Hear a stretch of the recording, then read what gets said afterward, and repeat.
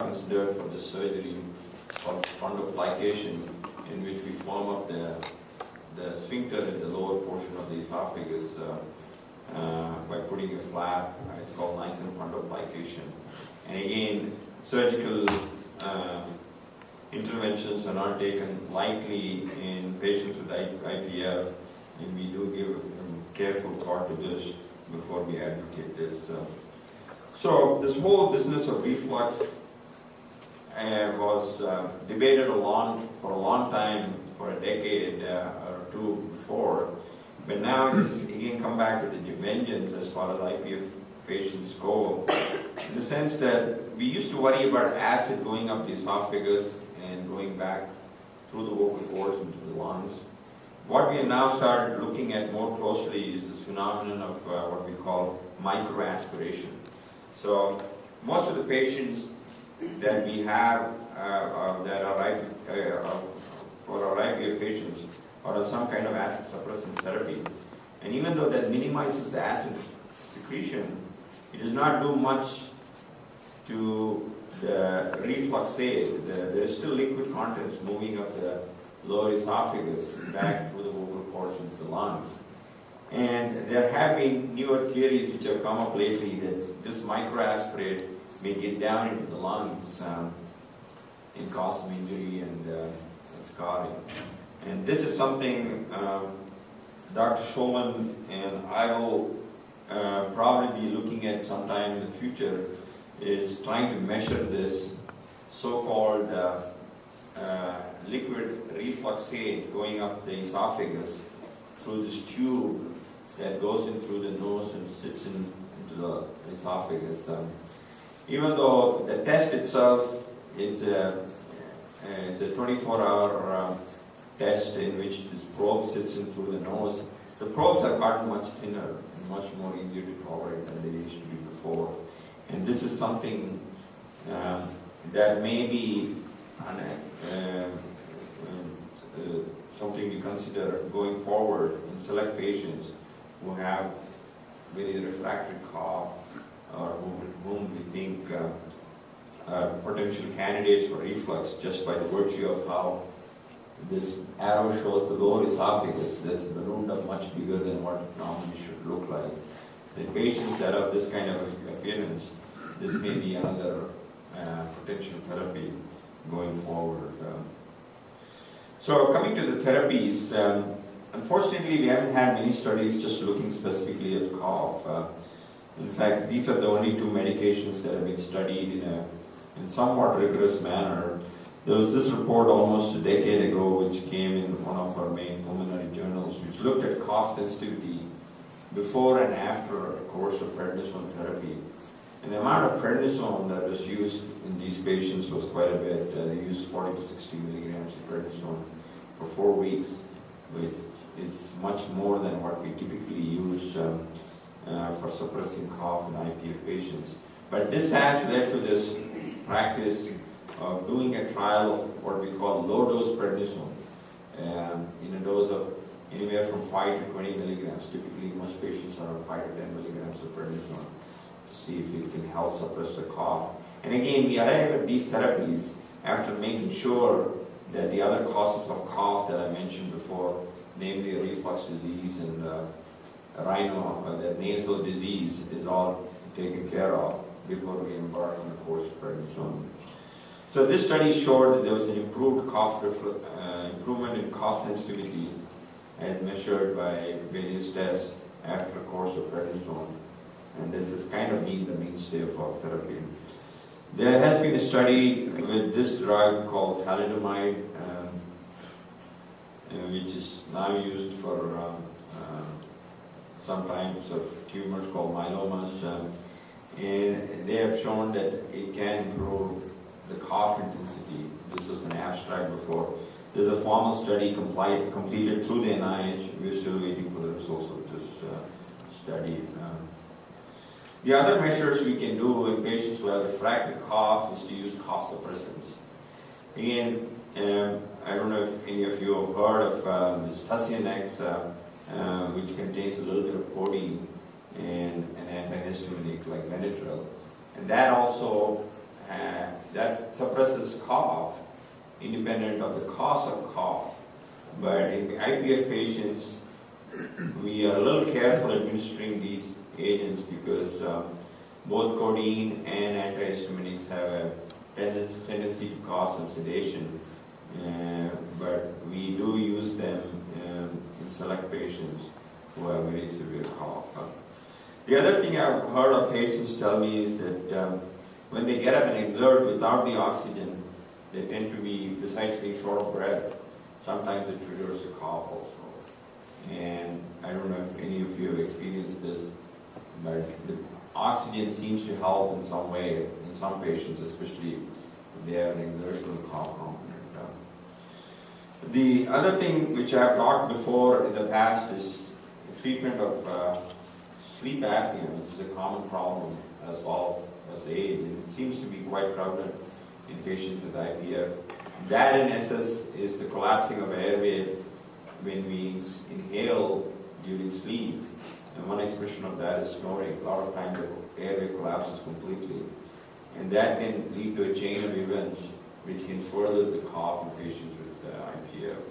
And that's another thing which we want to incorporate formally into the protocol of caring for IPF patients, because it may also in some ways affect the disease progression. So going forward, we want to use more objective measures for quantifying the cough.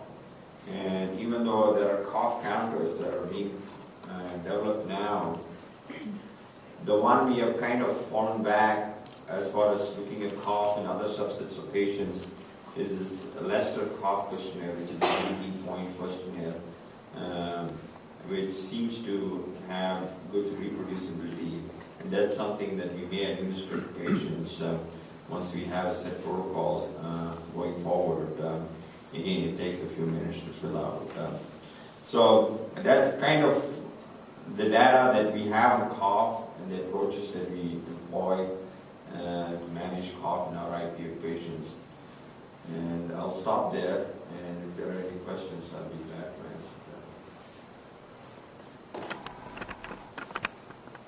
answer them. In terms of all these symptoms that could result in the cough, is there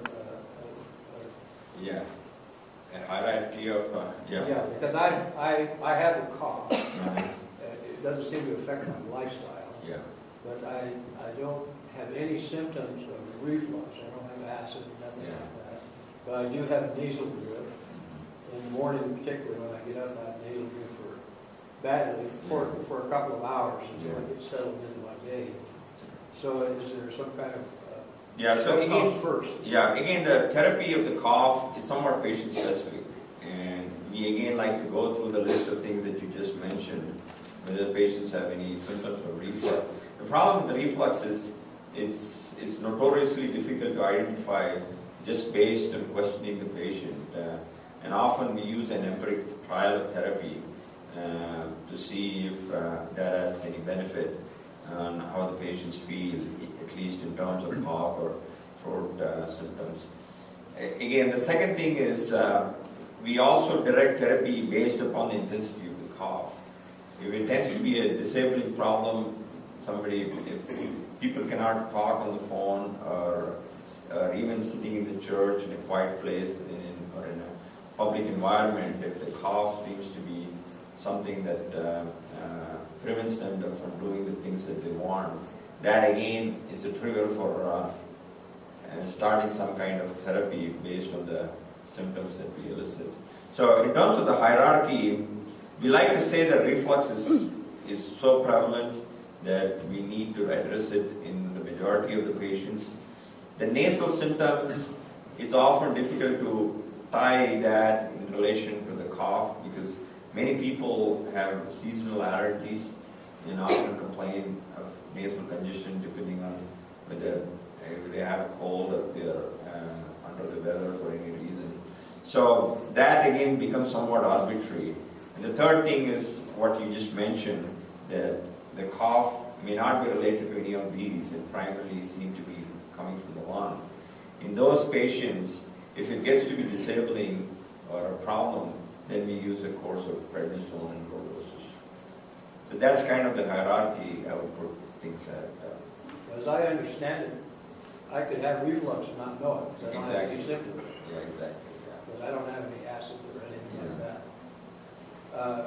Also, if the cough really doesn't, to me anyway, affect my standard of living, is it advisable to try to suppress it anyway? No, I would not. If we don't have even the number of studies looking at trying to specifically treat cough and seeing the course of the disease, we have very little data. We tend to treat it only if it gets to be a problem, as the patient sees it, not as we see it. And that's why we want to introduce this concept of using more objective methods to evaluate the intensity of the cough. Because once we start looking at how the cough interferes in our daily lifestyle, that then these questionnaires specifically elicit answers in terms of how the cough impacts on somebody's lifestyle. And based on that, we can direct therapy rather than just asking the patient whether the cough is irritating or not, although that's how we've been doing it for a long time. So I really, at this point, shouldn't be too concerned about the cough myself unless Dr. Shulman tells me about it. No, I think, yeah, again, it comes from you. If you say that the cough is disabling, that's usually, usually... If it just stays... Yeah, what we'd like to see is, aside from looking at shortness of breath, we'd also like to see if the cough intensity is worsening through some kind of an objective measure. It may be better today, in 3 months, it may be slightly worse, but if we have a little more quantifiable way of looking at it, we can say that some things are getting worse. And it may be a surrogate for things getting worse in the lungs also. Mine hasn't changed in a year. No, that's excellent.